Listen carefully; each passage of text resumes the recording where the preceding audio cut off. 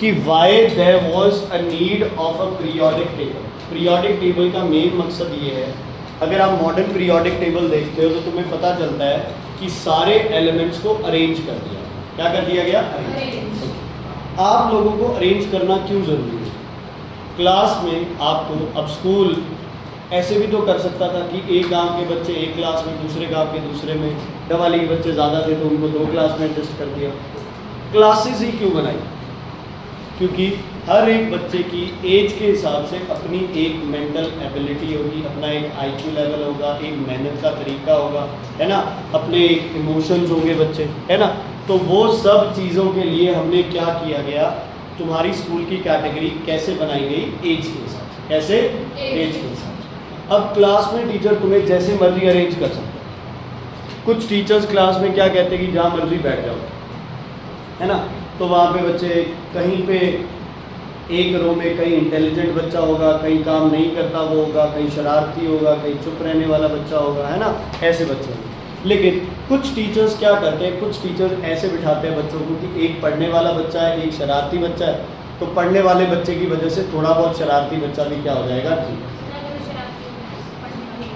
नहीं बच्चे, ऐसे बहुत कम चांसेस होते हैं। जिसको पढ़ना है ना 9th 10th में, उसका अपना दिमाग काम करता है, किसी के कहने पे कोई नहीं पढ़ता। अगर तुम्हें 9th 10th में खुद को शर्म है ना भाई, हमें पढ़ना है, हमें अपने माँ बाप की सोचनी है बच्चे, है ना, हमारी फैमिली हमारे लिए कितना कुछ कर रही है, अगर तुम्हें लगता है भाई हाँ हमें भी उन्हें रिटर्न में कुछ देना चाहिए, हमारी भी आगे लाइफ सेट होगी, तो तुम अपने आप पढ़ोगे। अब जिसको ये है भाई आपा की लेना है यार, है ना, ज़मीन है या शॉप है या बिजनेस है, आराम से वो काम कर लेंगे बच्चे, तो बेटा ये ज़मीनें भी सरकार ने 4 डंडे मार के अपने को भगा लेना, है ना। कोई नहीं पता ये अब ऐसे पानी आ गया, अगर ये पानी अपने यहाँ आ जाता तो क्या होता बेटा? सारे ज़ीरो हो जाते। और सिर्फ खेत वाले ज़ीरो क्यों होते? शहर वाले भी सब ज़ीरो हो जाते बच्चे। सब कुछ ही है, वो एक इकोनॉमी तो चलनी चाहिए ना। तो तुम्हें वहम है कि तुम ना पढ़ोगे, तुम ना करोगे तो भी तुम्हारा काम चल जाएगा, क्योंकि फ़ोन है, फेसबुक है, लैपटॉप है ना, इंस्टा है, तुम्हारे पास लाइक्स है, कमेंट्स है ना, तुम्हारा काम चल जाएगा। बट वो तुम्हारी ओके। उसके बाद क्या होता है बच्चे, लेकिन तुम्हें वैसे अरेंज नहीं किया, तुम्हें एक प्रॉपर अरेंजमेंट की गई। तो कुछ टीचर्स क्या करते हैं, ऐसे करते हैं भाई एक रो क्या रहेगी जिसमें सब पढ़ने वाले हैं, एक रो शरारती, एक रो पढ़ने वाली, ऐसे। कुछ टीचर्स लड़कियों के अलग और लड़कों को अलग कर देते हैं, कुछ टीचर्स हाउस के हिसाब से कर देते हैं। तो हर एक की अपनी क्या है, एक सोच है, उसके लिए वो काम क्या हो जाएगा, आसान हो जाएगा। अब टीचर को पता है ना, मान लो कि एक बच्चा पढ़ने वाला है तो दूसरा बच्चा टीचर को पता है इस पर कम नंबर है, तो टीचर उस पर क्या करेगी, फोकस कर सकती है। तो ऐसे ही बच्चे जब केमिस्ट्री में या जब इस दुनिया में आपके अलग अलग एलिमेंट्स डिस्कवर होने लगे तो एलिमेंट्स का नंबर बढ़ने लग गया। क्या होने लग गया? बढ़ने लग गया। तो ऐसा बनाया गया, ऐसा दिमाग कुछ लोगों ने लगाया कि क्यों ना इन एलिमेंट्स के क्या बना दिए जाएं, ग्रुप बना दिए जाएं। क्या बना दिए जाएं? ग्रुप। तो अगर आप एलिमेंट्स के ग्रुप बना लोगे, अगर आप एलिमेंट्स के क्या बना लोगे, ग्रुप बना लोगे, तो क्या हो जाएगा बच्चे, एलिमेंट्स को स्टडी करना क्या हो जाएगा, आसान। जैसे कि मैंने एक ग्रुप बना दिया, तेजस, तनुज, साहिबजोत, गुरनूर, समर, यश। मैंने एक ग्रुप बना दिया। ये ग्रुप है समझदार बच्चों का, बहुत ओबीडिएंट बच्चों का, है ना। अब अगर मैं समर को स्टडी कर रहा हूँ तो मैं ऑटोमेटिकली पांचों को स्टडी कर रहा हूँ बच्चे। तो ग्रुपिंग से आपको सबको स्टडी करने की बजाय एक ही मेंबर को स्टडी कर लो तो ग्रुपिंग आपकी क्या हो जाती है, ईजी। इसलिए क्या बनाया गया, मॉडर्न पीरियोडिक टेबल। मैं कुछ चीज़ें पढ़ रहा हूँ यहाँ से। लार्ज नंबर ऑफ एलिमेंट्स हो गए थे, इसलिए ग्रुपिंग क्या हो गई थी, ज़रूरी। प्रॉपर्टीज़ क्या कर रही थी, ओवरलैप कर रही थी, है ना। जैसे 5 लोगों की प्रॉपर्टीज़ ओवरलैप कर रही है तो पांचों को क्यों स्टडी करना है, जैस्मिन जी बाद में ड्राइंग कर लेना, किसको स्टडी कर लो, एक को स्टडी कर, ठीक है। उसके बाद है variation with conditions. Certain characteristics of element varied under different environmental conditions. तो बच्चे चीज़ें कॉम्प्लिकेट हो रही थी, इसलिए उनकी ग्रुपिंग करना क्या हो गया था बच्चे, ज़रूरी हो गया। क्या हो गया था, ज़रूरी। इसमें सबसे पहले बच्चे कौन आया, डॉपनियर। डॉपनियर ने क्या दिया बच्चे, एक रूल दिया जिसको बोला गया ट्राइड। क्या बोला गया, ट्राइड। ट्राइड कैसे था, अगर 3 एलिमेंट का ग्रुप है ए बी सी, ठीक है, तो अगर हम A और C के मास का एवरेज ले लें तो वो किसका मास बन जाता है बच्चे? B का। ठीक है, हाँ जी, A और C का टोटल करेंगे तो किसका मास आ जाएगा? बीच वाला। समझ आ गया? एक करके देखो बच्चे, लिखो लिखो लिथियम, अब गिर जाता ना, lithium calcium chlorine, lithium calcium chlorine. Lithium का मास है 7, क्लोरीन का मास है, ओ नहीं sorry, lithium sodium potassium, sorry lithium sodium potassium, lithium sodium potassium. बताओ भाई लिथियम का नंबर क्या था? नंबर 3, 3 2 6 + 1 7। लिथियम का मास हो गया 7, सोडियम का मास 23, लिथियम का मास 7, नंबर 3 था ना लिथियम का, तो 3 2 6 ऑड है तो इंटू 2 + 1। पता है ना तुम्हें? इवन हो एटॉमिक नंबर तो सीधा क्या करते हैं? डबल। ऑड हो तो क्या करते हैं? डबल +1। लिथियम का नंबर 7, ओके, और सोडियम का नंबर 23, पोटेशियम का नंबर 39। चेक करना ये रूल लग रहा है कि नहीं लग रहा है इसके? चेक करो ये रूल लग रहा है कि नहीं लग रहा?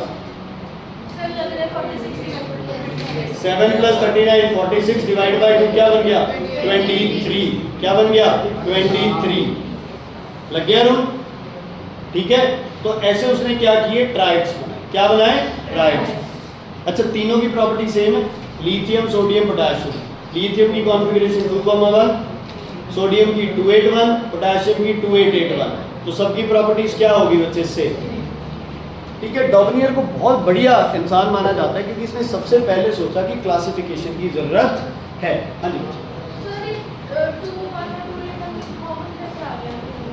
वन है बैलेंस।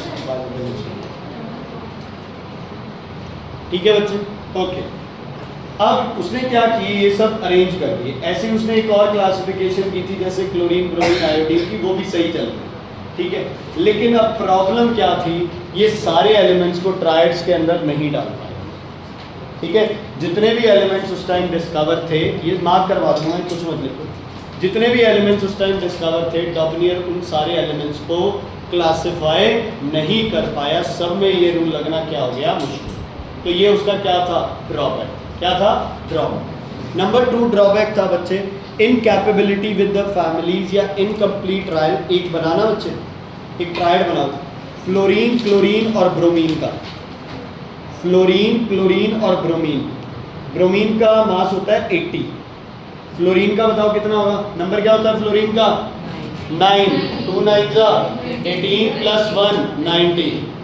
क्लोरीन का मास, चलो पहले रूल लगा के निकाल के देखो कितना आएगा। फ्लोरीन, क्लोरीन और ब्रोमीन 49.5 आएगा, और होता कितना है? 35.5। क्लोरीन का मास कितना होता है? 35.5। देखो 19 और 80, बीच का मास कितना आ गया? 49.5। आना कितना चाहिए था? 35.5। तो ट्राइड क्या हो गया बच्चे? फेल। नहीं, फेल हो गया। एक्सेप्शन क्या? बहुत सारे ऐसे बन रहे थे। जब बहुत सारी चीजें बन जाए तो एक्सेप्शन नहीं, उसे क्या कहते हैं? फेल। क्लियर है बेटा? आगे लिखो नंबर 2 न्यूलैंड्स ऑक्टेव। अच्छा लिखना भी क्या? चलो लिख लो Newland octave. Newlands octave, Newland Octave.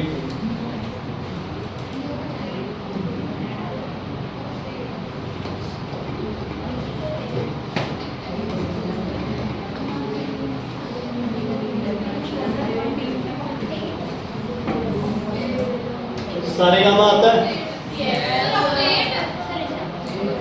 Octave गाओ में सा रे, बोलो गा मा पा धा नी सा।